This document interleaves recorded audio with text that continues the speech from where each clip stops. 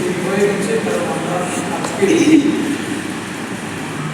পাপিয়াছড়া, পেচারপুর এবং পানিসাগর এই তিনটি বিধানসভার বিভিন্ন জায়গায় আমাদের আমরা মিলিত হয়েছি এবং আরও বেশি সংখ্যক আদিবাসী নেতৃত্ব বিভিন্ন দলে যারা অবস্থান করতেন তাদের আমাদের দলে যোগদানের জন্য তারা ইচ্ছা প্রকাশ করেছেন।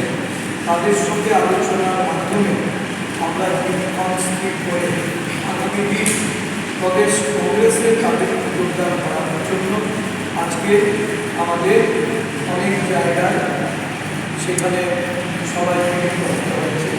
এই কারণে আমাদের আসতে খানিকটা দেরি হয়েছে। আমি যতটা শুনেছি এখানে এসে যে অনেকেই একটা সময় এসেছিল, আসলে সময়টা ছিল 3টা, কোনো কারণে এটা আপনাদের কাছে 12টা বা 12:30 এরকম যখন আপনারা এখানে এসে উপস্থিত হয়েছে খানিকটা বিলম্বের কারণে অনেকে ফিরে গেছে। তবুও আমি বলব যারা এসেছেন তাদের সবাইকে স্বাগত। আমাকে ঝিলিমবাবু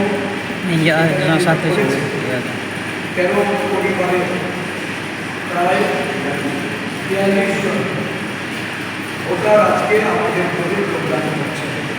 সংখ্যাটা আরও বৃদ্ধি পাবে, এটাতে কোনো সন্দেহ নেই।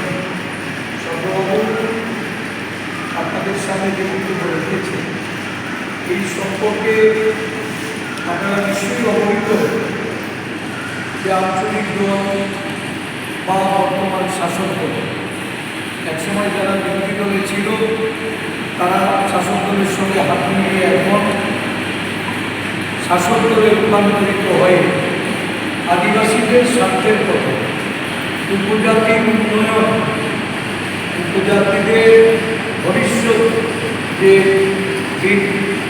নির্দেশ করা